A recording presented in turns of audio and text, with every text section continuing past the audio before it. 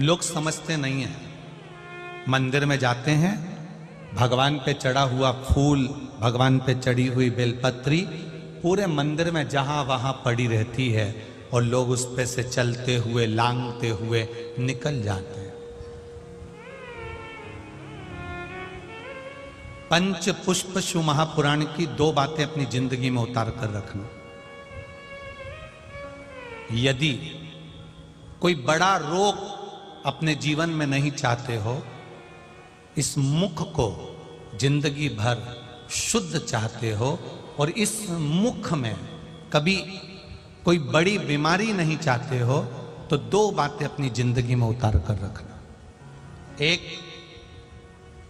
भगवान के पड़े हुए निर्माल्य पर कभी लांगा ना जा। दूसरा, अपने मुख में पान खाकर, गुटखा खाकर या कोई वस्तु खाकर जो मंदिर के लिए रास्ता जा रहा हो, भगवान की कथा के लिए रास्ता जा रहा हो, भगवान के द्वार पर रास्ता जा रहा हो, वहां अपने मुख से थूका ना जाए। जितने लोग पार कर कर जाते हैं उतना दोष आपको लग जाता है और आपका जीवन नष्ट हो जाता है।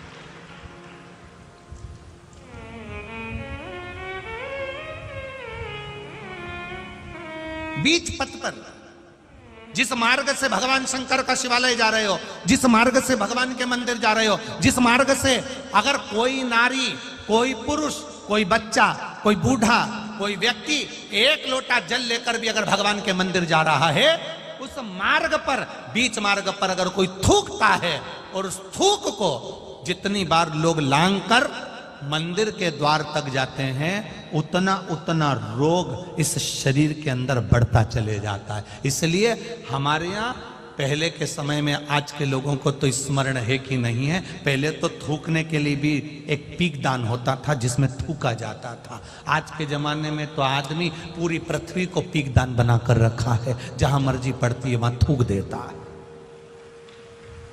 ये श्रेष्ठता नहीं है हमारे।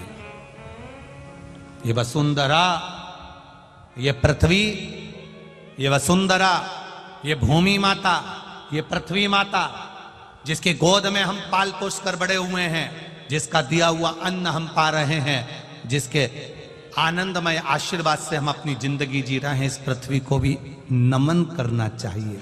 नमन, प्रणाम करना चाहिए। हम हमेशा कहते आए हैं, आज फिर कहते हैं, जिसकी बंजर भूमि पड़ी हो, जिसमें अनाज भी नहीं होता हो, बहुत मेहनत कर ली है, उस भूमि में कुछ नहीं होता, लोगों ने कह दिया इस भूमि में कुछ नहीं होता, ये जमीन बेकार है, ये जमीन बेकार है, ये जमीन बेकार है। आपसे निवेदन करना चाहेंगे, किसी मंदिर का निर्माल्य जो शिव जी पर चढ़ा हो, इकट्ठा हो गया हो, उस मंदिर के निर्माल्य को एकत्रित कर लो, डलिया में भर लो और पूरे भूमि पर उस निर्माल्य का खाद बनाकर, उस पूरी जमीन पर आप उस निर्माल्य के खाद को थोड़ी थोड़ी दूर पर इतना इतना खड्डा खोद कर बाबा के उस निर्माल्य को डालना प्रारंभ करिए। क्यों? क्योंकि उससे भूमि की उपज देव अधिदेव महादेव की कृपा से अपने आप बढ़ना प्रारंभ हो जाएगी। उसको रखो, डालो,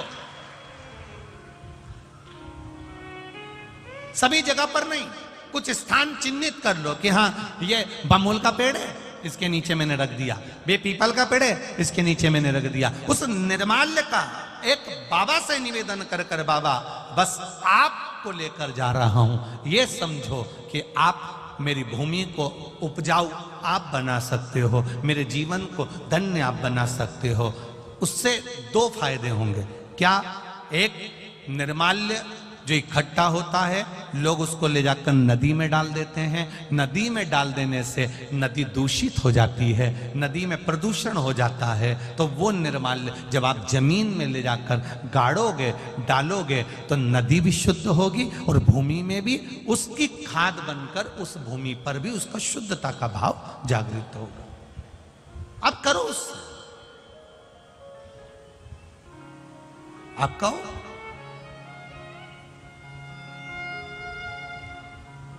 हर कहीं थूक देना, हर कहीं पर पान खाकर थूक दिया, तंबाकू खाकर थूक दिया, कहीं पर भी तुम्हारा मन पड़ा और तुमने पिचकारी, ना ना ना ना ना, शिव पुराण कर रही है, उससे हमें दोष लगता।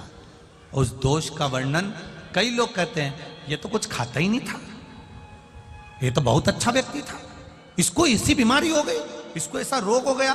कहां से हो गया, कारण क्या है, ये रोग आया कहां से?